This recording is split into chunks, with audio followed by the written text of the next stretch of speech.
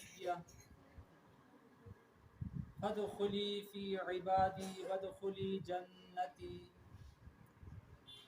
صدق اللہ مولانا العظیم وصدق رسولہ النبی الکریم الرؤوف الرحیم۔ حمد و صلات کے بعد معزز و مکرم انتہائی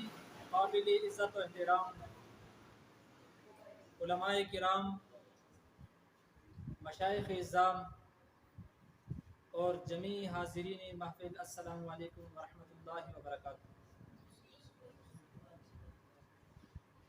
جیسا کہ آپ حضرات کے علم میں ہے کہ آج کی یہ رونق اور باربرکت محفل شہدائے کربلا کانفرنس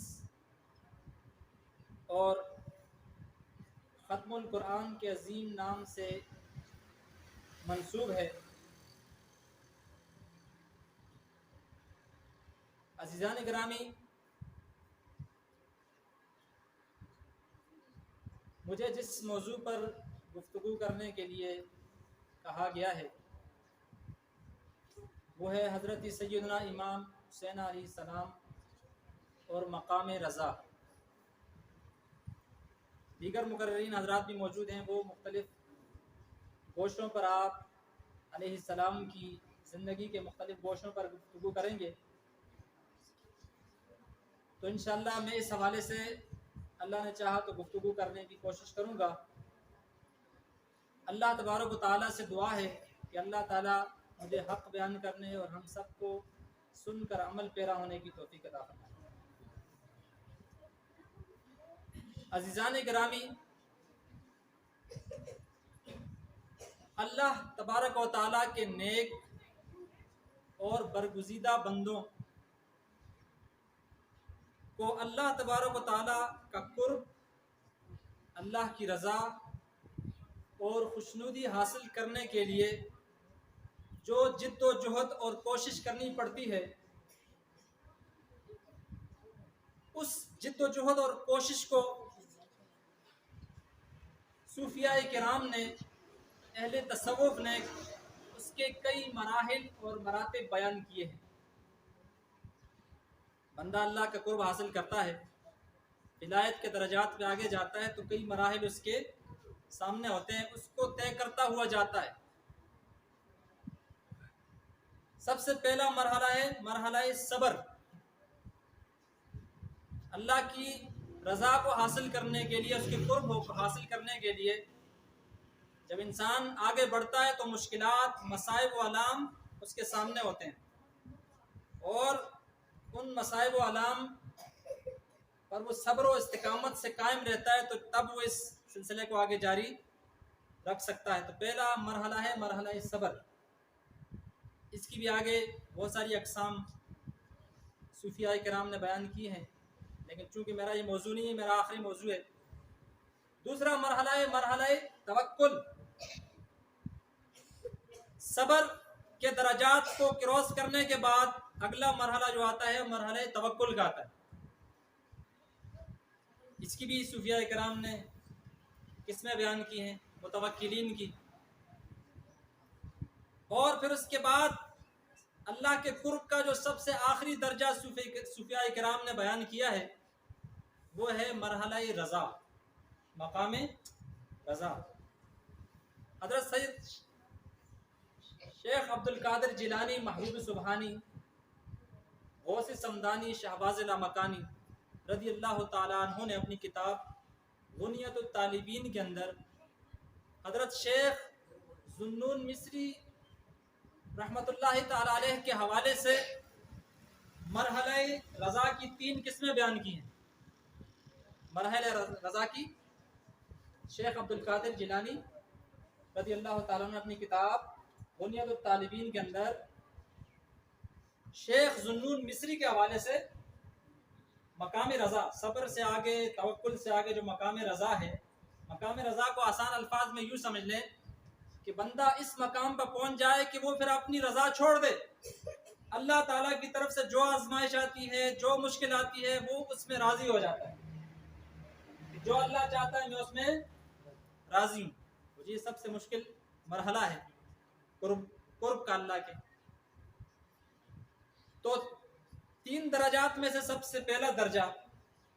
اب میں یہ ایک ایک بیان کر کے پھر امام حسین علیہ السلام نے ان مراحل پر کس طرح عمل کیا وہ اس کے ساتھ انشاءاللہ مطابقت کروں گا.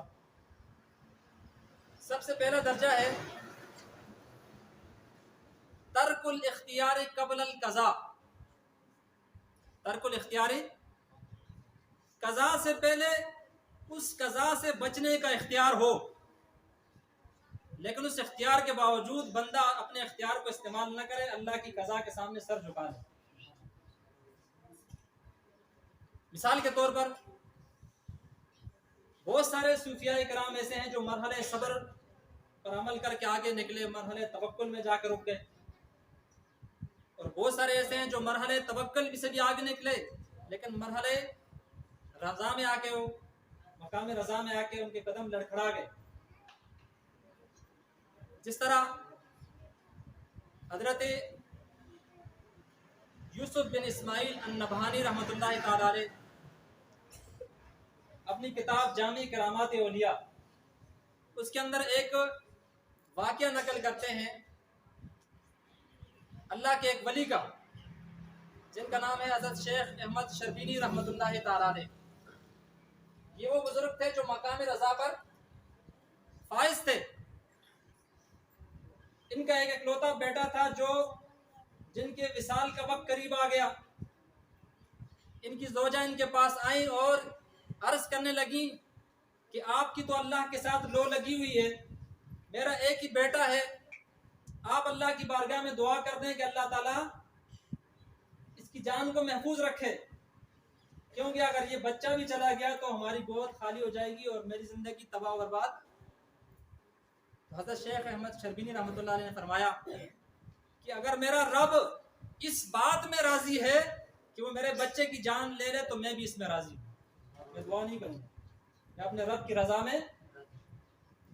اس نے بہت منت سماجت کی لیکن وہ نہیں مانے. آخر جب حضرت اسرائیل علیہ السلام ملک الموت اس بچے کی روح قبض کرنے لگے تو جب اس پر حالت نزع طاری ہوئی تو شفقتی پدری سے برداشت نہ ہوا. انہوں نے فوراً آسمان کی طرف دیکھا، التجا کے انداز میں رب کی طرف آسمان کی طرف التجا کے انداز میں دیکھا تو دیکھتے ہی اس کے موت کی تقدیر بدل گئی. چنانچہ شیخ احمد شربینی رحمۃ اللہ تعالیٰ نے ملک الموت سے فرمایا ارجع الی ربک، اپنے رب کی طرف واپس پلٹ جا، فإن حکم موتہ قد نسخ، اس کی موت کا حکم منسوخ ہو چکا ہے. دیکھیں اللہ کے ولی نے التجا کی انداز میں آسمان کی طرف دیکھا تو اس کا دیکھنے تصرف کا یہ عالم تھا کہ فوراً اللہ تعالیٰ نے اس کی موت کا فیصلہ تبدیل فرما دیا. اب یہ مقام رضا پر ان کے قدم لڑکھڑا گئے. ادھر امام حسین علیہ السلام، بہت ساری احادیث ایسی ہیں، طویل فہرست میں ایک دو آپ کے سامنے بیان کروں گا کہ امام حسین علیہ السلام کو اپنی شہادت کا علم تھا، مقام کا علم تھا، وقت کا علم تھا، سارے احوال کا. دیکھیں جیسے مجھ سے پہلے بھی بیان ہوا کہ بہت ساری شہادتیں دنیا میں ہوئی ہیں، بڑی بڑی شہادتیں، لیکن اس کو عروج کیوں ملا کہ یہ وہ واحد شہادت ہے کہ جس سے پہلے ہی آپ علیہ السلام نے اس کا چرچا کر دیا.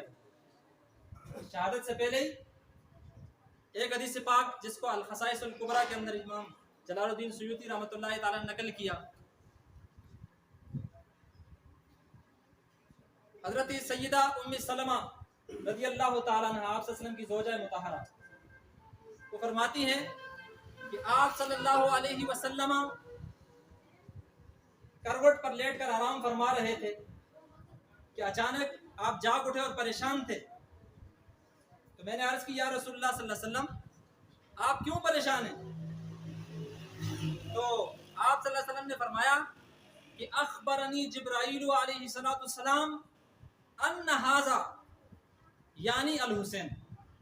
یقتل بارض العراق، کہ جبرائیل علیہ السلام نے مجھے یہ خبر دی ہے کہ میرا یہ بیٹا حسین عراق کی سرزمین پر اس کو شہید کیا جائے گا. وہذہ تربۃ، اور یہ اس کی مٹی ہے میرے ہاتھ. جبرائیل علیہ السلام نے مجھے مٹی بھی دی اور یہ بتایا ہے کہ ان کو عراق کی سرزمین پر، یہ حضور علیہ السلام اپنی حیات میں بیان کر رہے ہیں. امام حسین 61 ہجری میں شہید ہوئے، آپ صلی اللہ علیہ وسلم اس دنیا سے رخصت ہوئے 11 ہجری کے اندر. کتنے بات کی بات آپ صلی اللہ علیہ وسلم نے پہلے ہی اس کو بیان فرما دیا. پھر آپ صلی اللہ علیہ وسلم نے فرمایا، دوسری حدیث جو ہے وہ امام طبرانی نے الجامع الکبیر کے اندر اس کو نقل کیا ہے،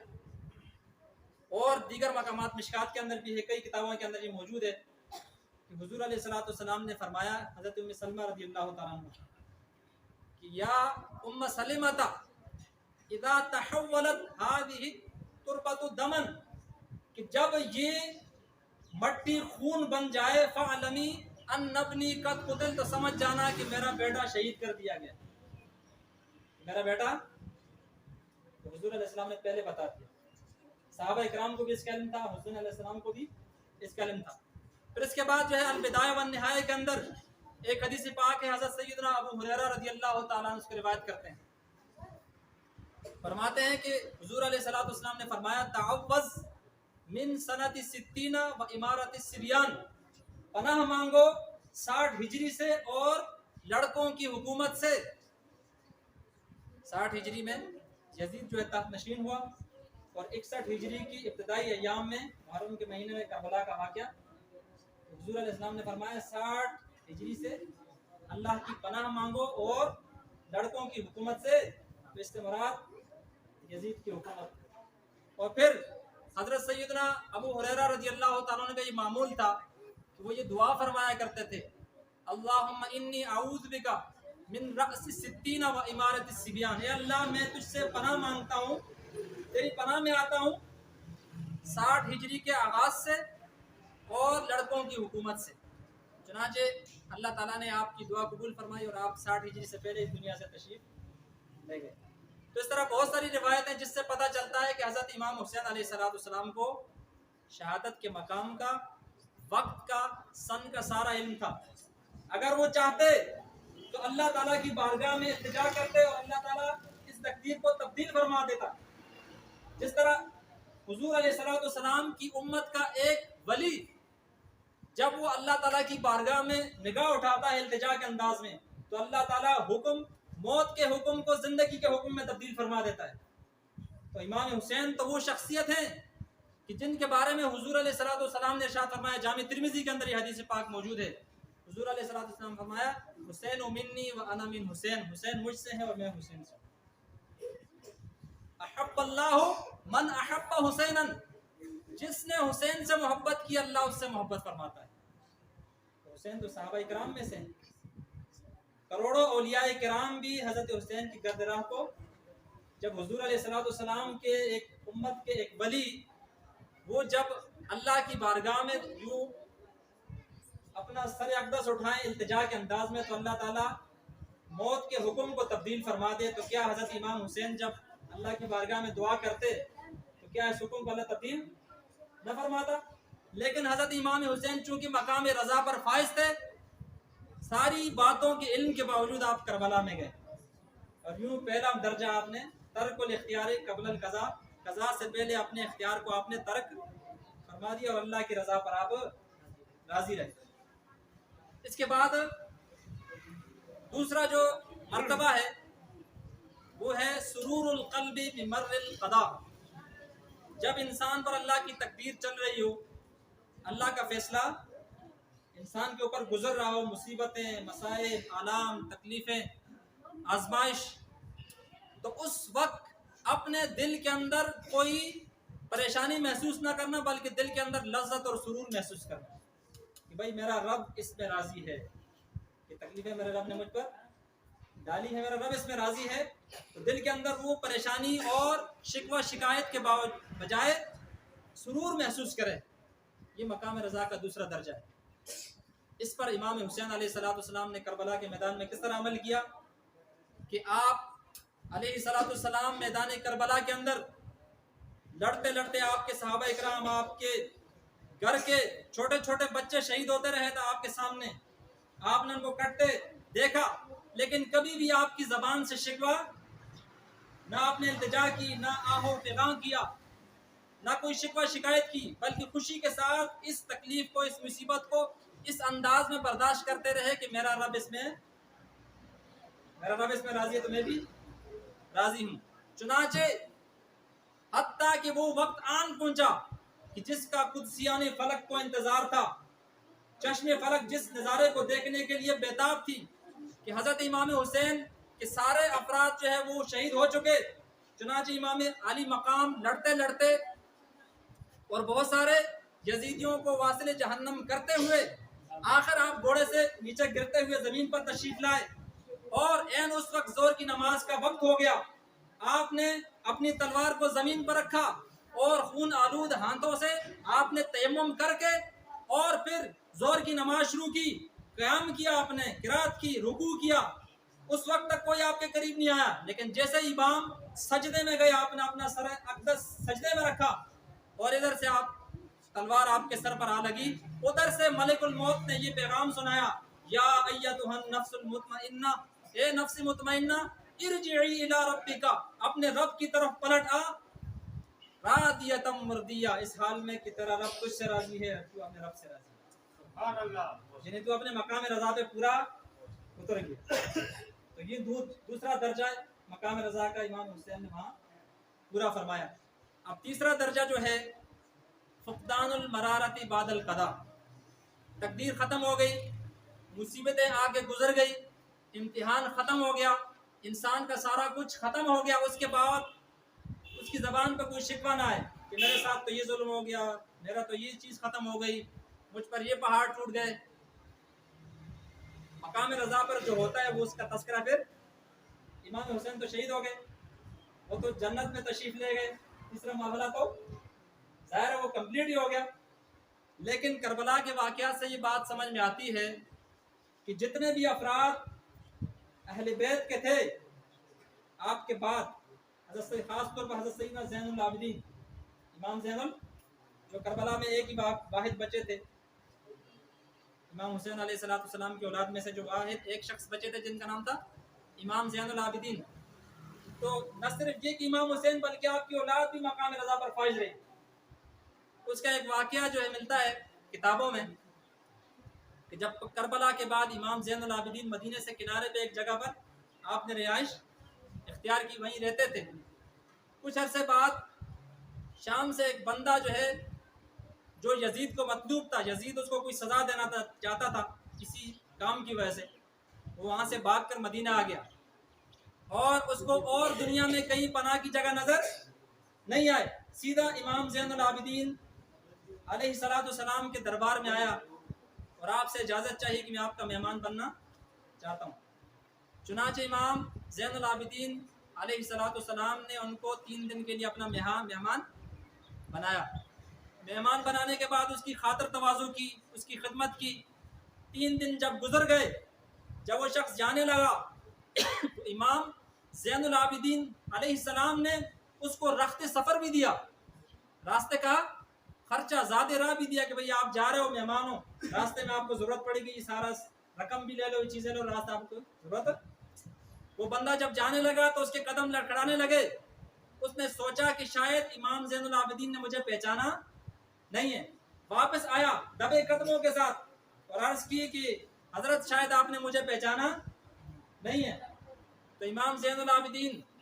علیہ السلام نے فرمایا کہ آپ نے یہ گمان کیوں کیا کہ میں نے آپ کو نہیں پہچانا؟ تو اس نے عرض کی کہ جس طرح کا 3 دن کے اندر آپ نے میرے ساتھ سلوک کیا ہے،